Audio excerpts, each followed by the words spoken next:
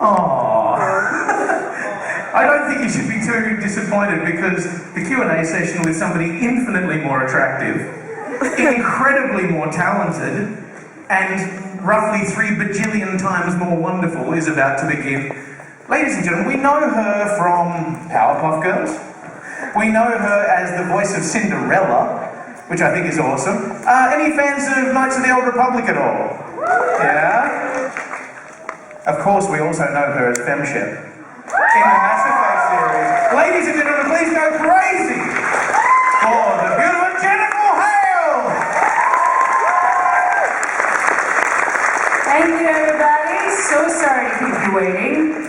I had some interviews that ran long. I apologize. I hate sitting in chairs, but I guess I will. If I sit down there, you can't see me. You didn't have to. Oh, no. There in I case usually you sit down there, but they can't see me if I sit down there. Okay. So, I'm going to ask... No, I'm not going to ask questions. I'm going to answer questions, aren't I? Oh, how does this work? Who am I? Who are you? Why am I here? Hello? Is there anybody out there? All right. Someone raise your hand and I will answer your question. Okay, right over there. Let's go from side to side, just don't run in a lot. You used to be my favourite. Will there be any future from the Mass Effect series? I don't know. I'm not privy to that information, although I wish I was, because it's one of my favorite jobs. Next. Longer answers. Should we have a lineup? Should we do a lineup? No. Go. So what was it like with trying to voice the scene with more than dying? Spoilers. Spoiler alert. Everyone la. Well, you know, it was challenging. Not as challenging as some of the other goodbye scenes and see you later scenes, but it definitely was difficult because that one had such a moral quandary to it, you know, in some choices. You mentioned moral quandary. With games, obviously there's an awful lot of potentially 2 different stories or multiple thousands of stories in Mass Effect's case. How difficult is it for you as an actor to play the truth for every potential reality? It boils down to finding the humanity in the situation, and that is the truth of it. What the writer intended was the humanity, and that always keeps its own track. Here's what I think. It's about the acting first. It's about you last. It's about the producers, the directors, and the writers in between. It's a business. Have a life. Don't ever go into those rooms to be validated. You learn how to validate yourself. You go into those rooms to solve problems and to create something. Yeah. Thanks. Will you be my prom date? Okay, and my other question I've got for you is, have you got any characters that you would like to play that you haven't been approached for yet? Oh, anything on Battlestar Galactica, the reboot.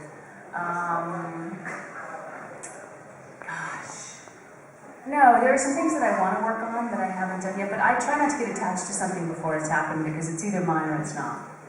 And I don't see the sense in putting myself through the masher just on imagination. Life's hard enough, you know. Yes. I think that number one, they don't get that guys can get invested in a female shepherd too. Because, you know, they think, oh, guys just want to be guys. No, whose butt do you want to stare at for 8 hours? Really? Number two, I think that society in general is just now waking up to that a leader could be a man or a woman. You know, one of my favorite things about Shepherd is Shepherd isn't written as a man or a woman. Shepherd is written as Shepherd. And that's the perfect thing about Shepherd to me. Shepherd is just Shepherd with a job to do, and body parts don't enter into it, thank God. I also think the marketing guys are behind the times. They don't recognize the impact that women have on this, just like they didn't in commercials. I mean, you know, 15 years ago, I've done a lot of commercial voiceovers as well in America. Nothing was voiced by women, nothing. And I used to bug my agents. I'm like, give me the copy for women. Copy's what we call the advertising script. Or give me the copy for the men. Let me try. No, they want a man. I know, let me try. And eventually we have taken over. You know, not to take it away from guys, but we have balanced it out. And I think that will become true. But, you know, the world's just a little slow. There's people still like to practice racism. They still like to practice homophobia, whatever. Entertain yourself, because that ship has sailed. It's coming.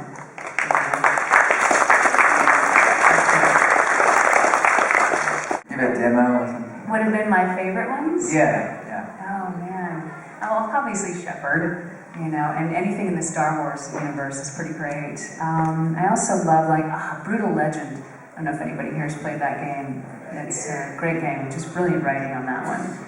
And I'm working on a couple things now. I mean, she's doing Jean Grey, Phoenix. That's such an honor. And I like also because the acting style is starting to evolve more and more, especially in Avengers and Green Lantern. We're able to be much more sort of true to form, which I like, more honest. But I have to say, I love the wacky stuff, the super whacked out, you know, Powerpuff Girl stuff, you know, I'm a Powerpuff Girl! You know, being a complete freak about that is so much fun. Yeah. Hi Jennifer, just a question regarding how much latitude or ad-lib did you have when reading the script for FemShare? Not a bit. How do you get the emotion across with nothing more than a voice booth and a script? Yeah. There's two things, imagination and surrender. You have to really feel it, you have to, because, you know, ultimately, as different as we are, loss is loss, winning is winning, rage is rage, disappointment is disappointment. And if I connect to my own and I get out there and I live a full life, I can drop in and I need to find the humanity and the universality of that moment right there. And I just do what's true for me. And it lands because it's true for all of us. Yeah. Fantastic question. Great question. Hi, Jim. Hi. Just wondering, which one did you find more challenging in Mass Effect, voicing the Renegade or Paragon options? Paragon's a little harder because Renegade, it's easy to have a point of view and an attitude. And Paragon, doing the right thing isn't always interesting. And keeping it interesting and keeping it... I had to make a choice to make it interesting because that's what I want people to do in life. You know, in the game, yeah, maybe yes, maybe no. But in life, we want people to do the right thing because it's what we should do. And imagine the world if we all did, just for one day. We'd throw us off as axes. It'd be so unusual.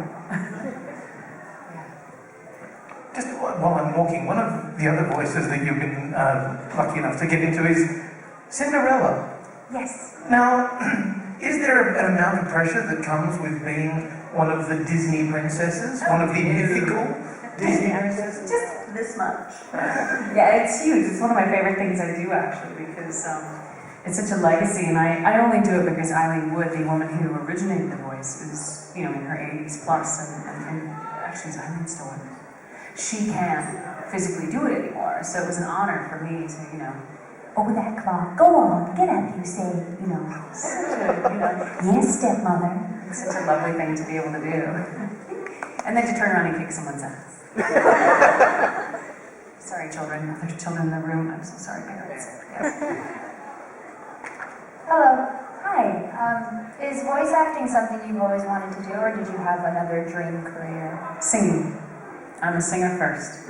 And voice acting, though, is a dream. I mean, it's a great job acting. I never said I want to be a voice actor. I wasn't allowed to watch cartoons as a kid. I wasn't allowed. It just wasn't part of my universe. And I never played video games because I was just outside all the time. I'm an outside person. If I can't get outside, I go nuts. So it's something I kind of fell into. It just was sort of a perfect storm of all my different, you know, whatever talents I was born with just came together. And just all fell in place. I feel very lucky. Yeah.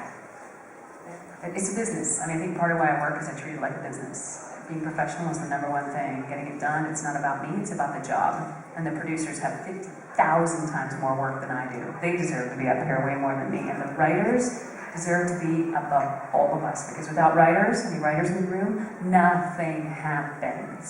So, thanks to them. Yes.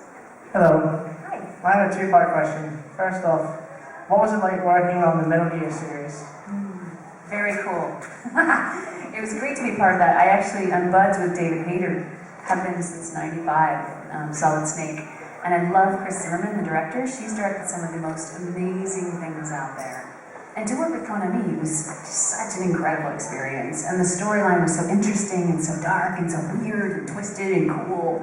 Yeah, it's great. And something that's bugged me for a while. What is Commander Shepard's favourite store on the Citadel? The one I'm standing in. Oh, This guy waved at me, and I'm like, yeah, cool. I'll just walk straight past. Ew, that's not nice. Hey Jennifer, I was just wondering what type of thing you're going into next, or if there's anything in particular you're looking to try and do. I can't talk about anything cool I'm doing right now, which is driving me nuts because I'm doing so many cool things. Okay, I'm working on one thing that's hilarious. Seth Green is involved. You will all love it because it's up all your alley. That's all I can say, and it's driving me crazy. And I'm working on some very fun games right now. I mean, I've got Avengers on and Green Lantern on. I'm doing a little bit of that. And working on Totally Spies. I don't know if there's any Totally Spies fans in here, but yeah, we're recording some more. I'm doing some like next week when I get home. What else? Oh, I can't talk about that either. Suddenly everyone's decided that their project is top secret and we can't discuss it. That's not helping. Guild Wars 2 is coming out. I'm working on that. I can't tell you as what or anything else, but I will say it's really fun. Yes. I like the guy who's a tough guy. Is like, yeah, Totally Spies. Sweet. Real men watch Totally Spies. No one has mentioned Powerpuff Girls. What's wrong with you people? Powerpuff Girls. Did you enjoy playing your character? Oh, I love Powerpuff. I get to be so many different characters on Powerpuff Girls. That was the fun thing about it. Is I got to be Miss Teeny, everyone. I'd like you to welcome a new student. And then, Princess. Daddy, I want to be a Powerpuff Girl within the next minute. It was just a complete maniac. And Sedusa, their stepmother, was so much fun. Whenever their dad was around, she would always talk like this. Yes, dear. Oh, of course, Professor. And as soon as he was gone, she would say, and it is that kind of thing that's going to change around here! What was your favourite moment? Awesome. It was awesome. What was your favourite moment in the whole series? My favourite what? Moment.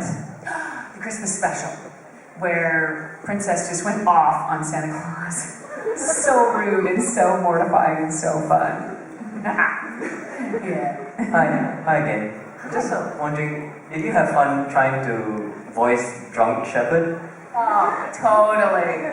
That was almost as much fun as the scene where I gave Ashley a hard time for being hungover. Yeah, that was really fun too. Yes. Hi. Just continuing on with the Powerpuff Girls thing, what was your favourite part of doing the entire thing, and what did you enjoy most out of Powerpuff Girls? I love working with the cast because everybody's so fun. I'm working actually with Tara Strong on another project right now, and everybody was just hilarious. We laughed so hard in those sessions, and it was just such a brilliant creative group. I saw one of the producers the other day on an audition I had before I came over here. I loved that, and like I said, the Princess Santa Claus episode just killed me. It was so much fun. Yes. Hi, Jen. I used to love Totally Spies when I was a kid, but I have a few questions.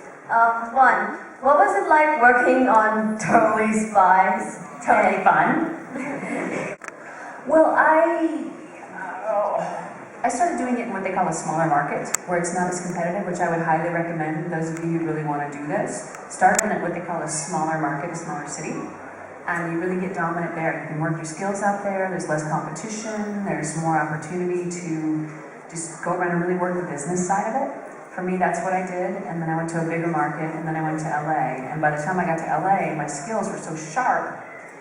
See, in the big city, they don't think anyone else from anywhere else knows anything. So I walked in the door like, oh my gosh, you're really good at this. No kidding, I've spent 8 years getting ready for this, and they were like, wow, you need an agent, here's an agent. I went, thank you. Because I did all the work on the front end. And it was also cheaper to live in the other city while I did the other work. Hi. You mentioned doing voice work, not to validate yourself in other people. Hold on one sec. Say that again a little bit louder, though. I couldn't hear you. Sorry.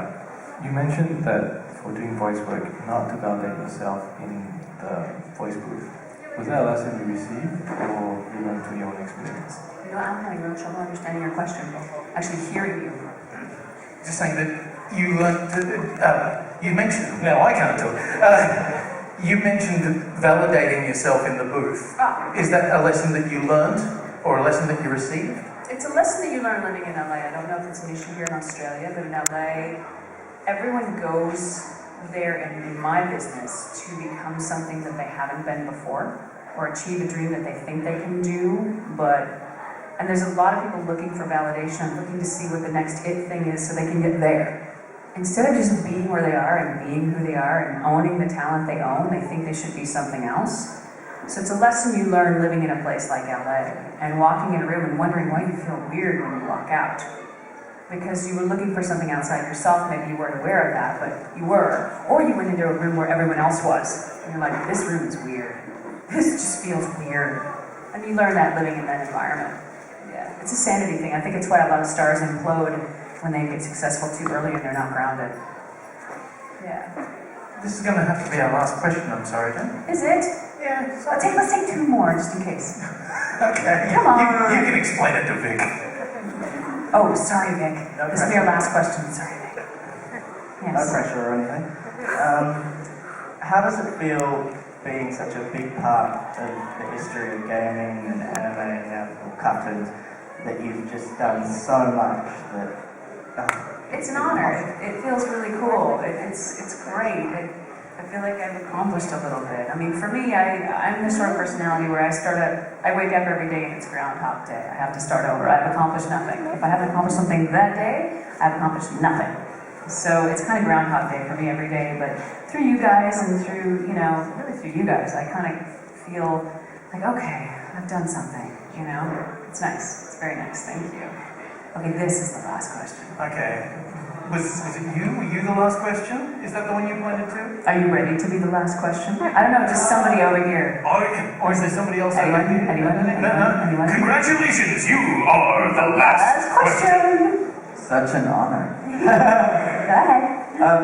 I know, this isn't maybe kind of a not so serious question, but when you mentioned any examples of watching you mentioned stars imploding early. Stars in what? Imploding early in their Oh, career. yeah, sometimes, yeah. What are some examples of stars you've noticed? Stars who go off the rails with drugs or things like that, or, that sort of thing. Can you give names? No. Just whatever the tabloids say. No, I think the biggest lesson here is to find out who you are and what you want to do and what your voice is, and you just keep doing that. Because somewhere that has such value. You were given that creativity and that desire for a reason. Don't bail on it. Do what you believe in.